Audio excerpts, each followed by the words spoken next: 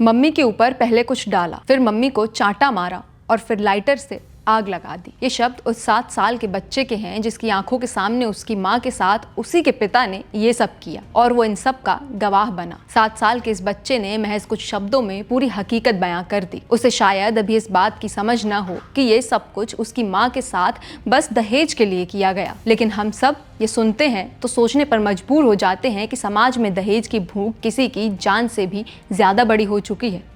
मेरा नाम है खुशबू और आप देख रहे हैं जस्ट। बीते गुरुवार यानी 21 अगस्त को ग्रेटर नोएडा के सिरसा गांव में निक्की नाम की लड़की को उसी के पति और सास ने जिंदा जला दिया, ऐसे आरोप है और बताया जा रहा है कि ये सब दहेज की मांग को लेकर किया गया। पुलिस को 21 अगस्त को फोर्टिस हॉस्पिटल से निक्की के बारे में जानकारी मिली। निक्की की बड़ी बहन कंचन ने ही शिकायत दर्ज करवाई थी। निक्की और कंचन दोनों बहनें थीं और उनकी शादी 2016 दिसंबर महीने में एक ही घर में हुई थी। निक्की की बहन ने कंप्लेन में बताया कि निक्की का पति विपिन, जेठ रोहित, सास दया और ससुर सत्यवीर चारों मिलकर निक्की पर डोमेस्टिक वायलेंस करते थे और बार बार दहेज की मांग कर रहे थे।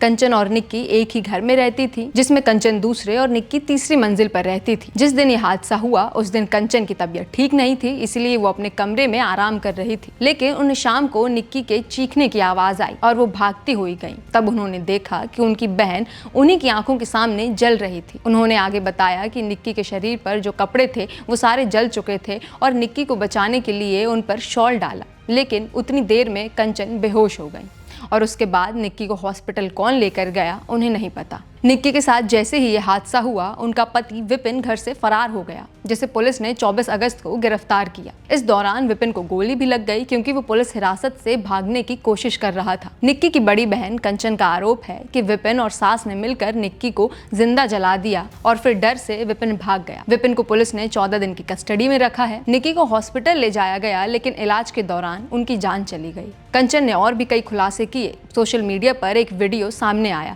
जिसमें देखा जा रहा है कि निक्की का पति विपिन और सास निक्की को बुरी तरह से पीट रहे हैं। कंचन बताती हैं कि ये वीडियो उन्होंने फरवरी में बनाया था, जब ब्यूटी पार्लर को लेकर दोनों पति पत्नी के बीच काफी झगड़ा हुआ था। दरअसल कंचन और निक्की उसी घर के 3rd फ्लोर पर एक पार्लर चलाती थी। कंचन बताती हैं कि 11 फरवरी को क्लाइंट्स के सामने विपिन निक्की को मारने लगा और गंदी भाषा का इस्तेमाल करने लगा। सबूत के लिए कंचन ने कुछ सेकंड्स की वीडियो बनाई क्योंकि कोई उन पर यकीन नहीं करता। कंचन और उनकी बहन के साथ ऐसा सुलूक शादी के 6 महीने बाद से ही शुरू हो गया था। कंचन ने दोनों भाइयों पर यह भी आरोप लगाया कि दोनों के घर से बाहर दूसरी लड़कियों से संबंध थे और वो रात भर घर नहीं आते थे। जब इस बारे में वो अपने ससुर से बताती तो वो भी कोई एक्शन नहीं लेते। निक्की इस बात से काफी समय से परेशान थी। उनकी सास उन्हें दहेज को लेकर ताने दिया करती थी।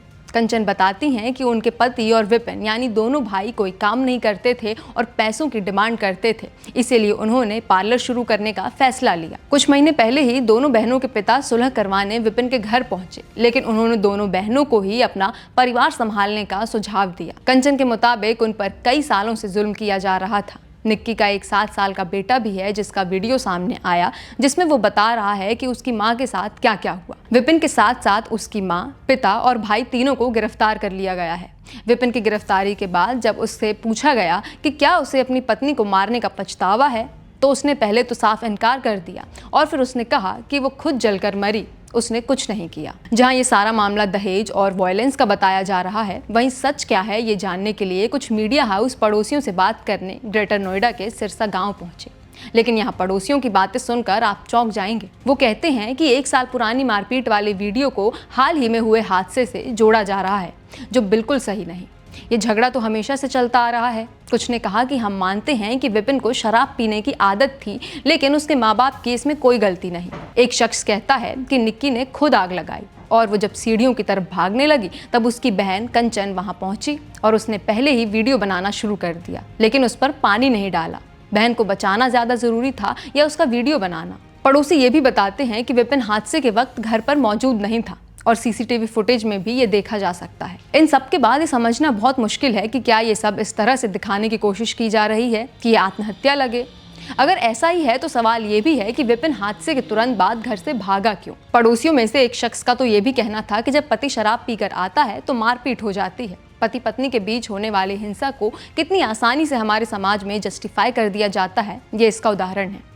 ये उस मानसिकता को दिखाता है कि आज भी पति का पत्नी पर हाथ उठाना कोई बड़ी बात नहीं। निक्की ने खुद अपनी जान ली या विपिन ने, ये तो पुलिस इन्वेस्टिगेशन के बाद ही पता चल पाएगा। लेकिन क्या उन तस्वीरों को नकारा जा सकता है जो हमने बीते दिनों देखी?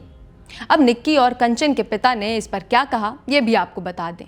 उन्होंने बताया कि शादी के वक्त उन्होंने दहेज में स्कॉर्पियो और बुलेट के साथ साथ कुछ पैसे दिए थे, लेकिन इसके बावजूद विपिन मर्सिडीज की मांग कर रहा था। उन्होंने साफ कहा कि ये सब कुछ दहेज की मांग को लेकर किया गया है और उन्हें अपनी बेटी के लिए न्याय चाहिए। आपको बता दें कि निक्की के पति विपिन पर भारतीय न्याय संहिता के तहत 3 धाराओं में केस दर्ज किया गया है। धारा 103(1) यानी मर्डर, धारा 115(2) यानी वॉलंटरीली कॉजिंग हर्ट और धारा 61(2) यानी क्रिमिनल कॉन्स्पिरेसी। ये दहेज के मामलों में कोई पहला केस नहीं है और अफसोस आखिरी भी नहीं। भारत में कानून की बात करें तो डाउरी प्रोहिबिशन एक्ट 1961 ने दहेज को अपराध घोषित किया, लेकिन इसके बावजूद भी ये नेशनल कमीशन फॉर वुमेन की 2024 की रिपोर्ट देखें तो साल भर में हमारे देश में दहेज प्रताड़ना से जुड़े करीब 4383 मामले सामने आते हैं, जो सारी दर्ज होने वाली शिकायतों का लगभग 17% हिस्सा है। और याद रखिए, ये सिर्फ दर्ज हुए मामले हैं जो कभी पुलिस स्टेशन तक पहुंचे ही नहीं या FIR में दर्ज ही नहीं किए गए, उनकी गिनती इसमें शामिल नहीं है। आपको याद होगा हाल ही में 23 साल की रिधन्या, जिन्होंने तिरुपुर जिले में अपनी शादी के लगभग 2-2.5 महीने ही बाद आत्महत्या कर ली। रिधन्या ने अपने पिता को एक ऑडियो मैसेज भेजकर अपने पति काविन कुमार और ससुराल वालों पर मेंटल एंड फिजिकल वायलेंस के साथ दहेज की मांग का आरोप लगाया था। NCRB की रिपोर्ट की भी बात करें तो 2017 से लेकर 2022 के बीच सालाना औसतन लगभग 7000 हत्या दहेज की वजह से हो रही हैं। यानी हर साल हमारे देश में इतनी महिलाएं या तो ससुराल वालों के हाथों मार दी जाती हैं या फिर वो खुद हार कर अपनी जान ले लेती हैं। 7000 ये आंकड़ा सुनने में महज 1 सेकंड का वक्त लगता है, लेकिन जब हम ठहर कर सोचते हैं तो समझ आता है कि वो 7000 जीती जागती जिंदा महिलाएं थीं। किसी की बेटी, किसी की माँ तो किसी की बहन थी, जिन्हें दहेज के लालच से भरे लोगों के सामने हार माननी पड़ी। कुछ को उनके ससुराल वालों ने मार दिया तो कुछ ने खुद अपनी जान ले ली। और वजह बस यही है कि उनके पिता ससुराल से की गई मांग को पूरी करने में असमर्थ थे। उत्तर प्रदेश से हर साल दहेज के सबसे ज़्यादा मामले सामने आते हैं, जिसके बाद बिहार और मध्य प्रदेश है। लेकिन पिछले कुछ सालों में दक्षिण के राज्यों में भी दहेज से जुड़े मामले बढ़ते दिखाई दिए। अगर भारत में दहेज प्रथा की बात करें तो 1937 में लाए गए हिंदू वुमेन्स प्रॉपर्टी एक्ट से पहले बेटियों को पिता की संपत्ति में कोई अधिकार नहीं था। इसीलिए शादी के समय बेटी को विदा करने पर तोहफे के रूप में सामान और पैसे दिए जाते थे। वैदिक काल में इसे स्त्रीधन कहा गया है, जिस पर स्त्री का अधिकार होता है। लेकिन समय के साथ स्त्रीधन को पति और ससुराल वाले अपने अधिकार की वस्तु मानने लगे और इस अधिकार ने धीरे धीरे हमारे समाज में लालच की शक्ल ले ली। लालच ऐसा जिसकी वजह से हजारों महिलाएं या तो खुद दबाव में आकर अपनी जान ले लेती हैं या फिर मार दी जाती हैं। दहेज केवल भारत में ही नहीं बल्कि पाकिस्तान, बांग्लादेश, नेपाल और अफगानिस्तान में भी बड़ी समस्या है। संयुक्त राष्ट्र इसे कल्चरल हार्मफुल प्रैक्टिस मानता है। इसके बाद भी लोग बेटे की सरकारी नौकरी या बड़ा सालाना पैकेज मिलने पर उसे बिजनेस मॉडल की तरह इस्तेमाल करने वाली मानसिकता रखते हैं। जितना ज्यादा पैकेज उतना ज्यादा दहेज, ऐसी सोच रखते हैं। कई लोगों के लिए तो बेटे को पढ़ाने लिखाने का मकसद ही यही बन जाता है कि शादी में दहेज ज्यादा मिलेगा। इसके लिए ज़रूरी ये है कि इस लेन देन को एक आम बात न मानकर दहेज लेने और देने वाले दोनों पर सख्त कानून लागू किया जाए, क्योंकि दहेज लेने वाले के साथ साथ देने वाला भी उतना ही जिम्मेदार है। ये उस लालच को और बढ़ावा देता है जिसकी वजह से ऐसी घटनाएं होती हैं। ज़रूरी है कि वो धन जो दहेज में देने के लिए सालों पिता अपनी बेटी के लिए इकट्ठा करता है, वो उसे सक्षम बनाने में इस्तेमाल करे, जिससे वो भविष्य में आत्मनिर्भर बन सके, न कि आत्महत्या करने पर मजबूर हो। आपकी इस पर क्या राय है, हमें कमेंट सेक्शन में ज़रूर बताइएगा। आप देख रहे थे जिस्ट।